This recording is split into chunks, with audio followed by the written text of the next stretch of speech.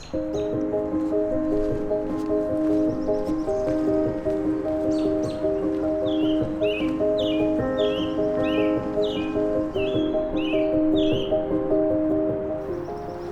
everyone, Michael Chamberlain here, and welcome to another landscape photography vlog. And if you look around me, you can see a pretty cool, gnarly tree. You might be wondering, where is he? Is he in a state park, national park, Oregon, Washington? I'm actually in the middle of Golden Gate Park here in San Francisco. And I've been spending a lot of time scouting around here because there's just such a great variety of different trees like this one. And there's a lot of opportunities for not only wide angle scenes where you get gnarly branches leading into the lens, but also some pretty cool macro opportunities with different texture. Like even right here on this branch, you can see there's some interesting textures and patterns to play with. Also some really cool colors too. So anyways, we're just gonna play around, see what we can capture.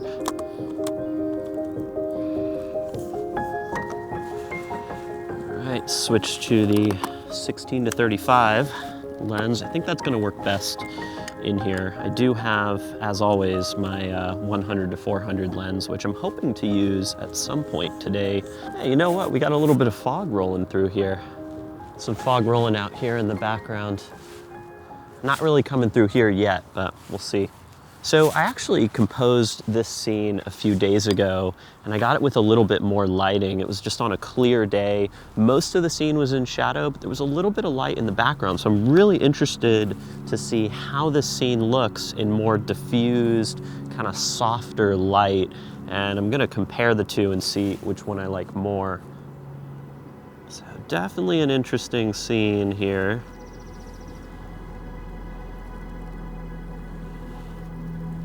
I like the patterns with these branches, but you can see here there's this pretty big open gap with the sky. It's pretty bright up there in the sky. Now what I could do is try and get lower, see if, no, that shows the sky a lot more.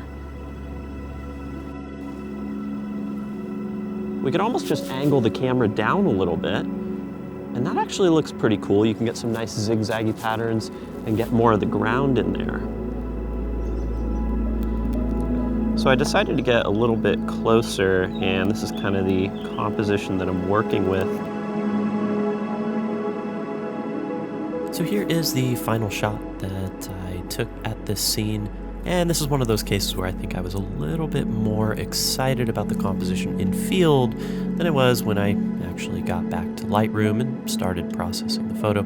I don't think it's a bad photo, but it might not be exactly what I was going for. I still really do like some of these twisty branches in here that kind of just radiate out through the frame, but I felt like there was some better compositions to be had with this tree, so I decided to scout around and look for a different composition.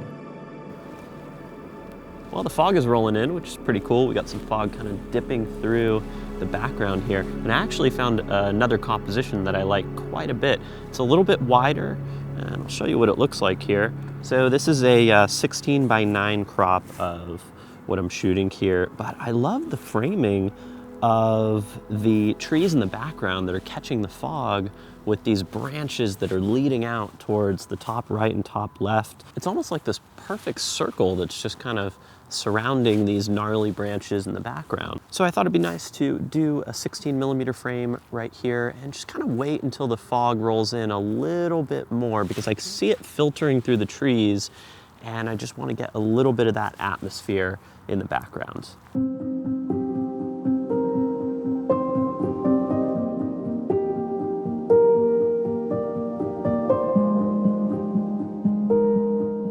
So I'm definitely way happier with the way this composition looks than the previous image, and the fog that was pouring through the background created such a beautiful atmosphere here to work with. The scene looks like something out of a fairy tale, and it's definitely one of those shots that I honestly didn't even think was possible in a place like Golden Gate Park. So this was a really pleasant surprise.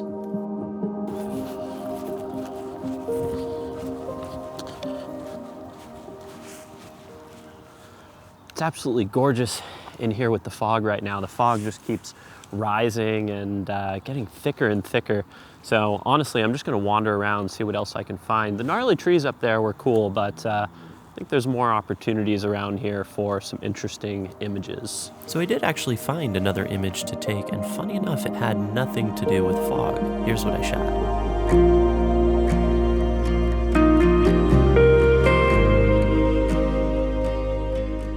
So there was actually a little walking bridge, and it went right over this little river, so I decided to point my camera down at the surface of the water and saw some really interesting swirly patterns going on. This is just one of those really fun, spontaneous moments, and I'm glad I had my camera out to capture it.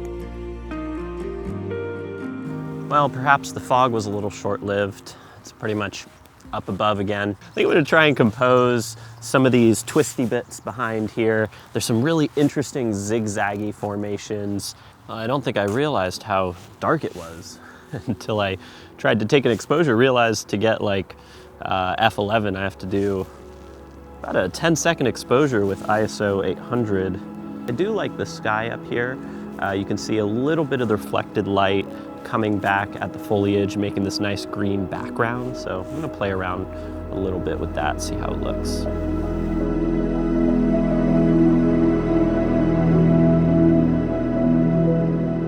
So here is the final composition of these twisty branches and twisty tree. And I actually really like the way this came out. You know, I passed this so many times walking through Golden Gate Park and never really thought to pull out my camera and take a picture. But I really like the shapes here, and the colors were nice. The diffuse lighting definitely helped to create a nice mood to work with, and I did quite a bit of dodging and burning in post to really accentuate some of these shapes. So this is actually the last image I captured on this evening. It just got way too dark to photograph, but I actually visited Golden Gate Park the next day. And this time I'm at the San Francisco Botanical Gardens, which are in the park. And I highly recommend, if you have botanical gardens near your house or in the city you live, it's a great place for landscape photography. I mean, you find a lot of really cool foliage to focus on, different textures, shapes, and patterns. It's a great opportunity to see some different trees and also do macro photography. So honestly, I just decided to come down here, play around, and see if we could shoot more photography. So for this day, I was just having so much fun playing around with different abstract patterns and shapes. Here's a few of my favorite images.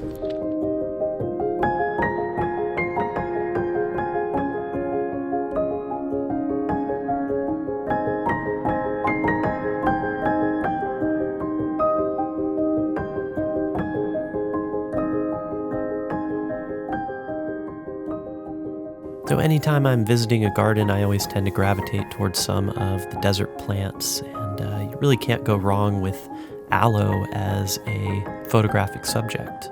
Generally, I shoot images of aloe pretty close up. I try and get a lot more abstract, but with this one, I kind of just decided to embrace the chaos, all the little twisty arms of the plants that are just kind of reaching out through the frame. And I liked the inclusion of the 3 larger aloe plants towards the top of the frame to break it up a bit. After I shot this wide frame, I decided to get a bit closer, and here's what I shot. I love the diagonal lines here made up by the edges of the plants, and those little spotty textures I felt like added a nice touch to the image. Photographs like this are always so much fun to capture, so I highly encourage you, if you haven't played around with close-up shots of plants like this, it doesn't even have to be with a macro lens. Like, I shot all of these images with my 16 to 35. It can be a lot of fun to play with the different patterns and shapes. It's so peaceful in here. I love these trees.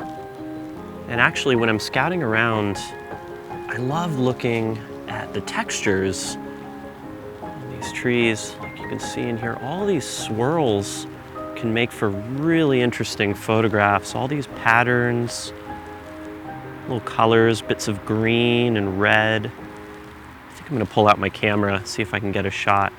I'm trying f16, ISO 400, but in order to get that exposure, I actually need a 20-second shutter speed here. So I've got my camera on a timer, and I'm just composing, mostly using the viewfinder, because even in live view, it's a little dark. So just gonna let the exposure go. We'll see how this comes out. So unfortunately, the image of the redwood that I was just playing around with didn't really work out, but then I switched over to another tree and then I shot this. I really loved the swirly patterns here and the color contrast between those oranges and blues. Now, this image that I'm sharing actually isn't a final image. It wasn't exactly what I was going for, but it started to put some different ideas in my head of some things I'd like to try in the future. I think sometimes in landscape photography, there's such a heavy emphasis put onto location. You know, where are you going to go shoot? Where are the places that are the most epic to get the dramatic, intense shots? And while, don't get me wrong, I love visiting, you know, the craggly mountains of the Dolomites or, you know, the sea cliffs of the Faroe Islands, I don't think it's necessary to travel to these places to create interesting photography. Maybe dramatic photography, but even in a place like this, you know, Golden Gate Park in the middle of San Francisco, you can find some really interesting stuff. And so I guess I'd encourage you to do that locally, even if it's just a grove of trees behind your house. See what interesting things you can find. And when you're going out and shooting photography, don't just look forward at the vistas. Look around you, look up, look down, because you never know. The most interesting scene may be right at your feet. So I'm actually gonna have a sequel to this video coming out next week. And in that video, I strictly use my 70 to 200 millimeter lens to capture abstract images in the park. So make sure to stay tuned for that one because I shoot some of my favorite images of the year. I'd be curious to know which image from this video was your favorite. Did you enjoy the more intimate details of the plants? Or perhaps some of the twisty tree branches in the fog? Please let me know in the comments. If you enjoyed the video, please give it a thumbs up, helps me out a lot, and subscribe to the channel for more. And yeah, I'll catch you in the next one.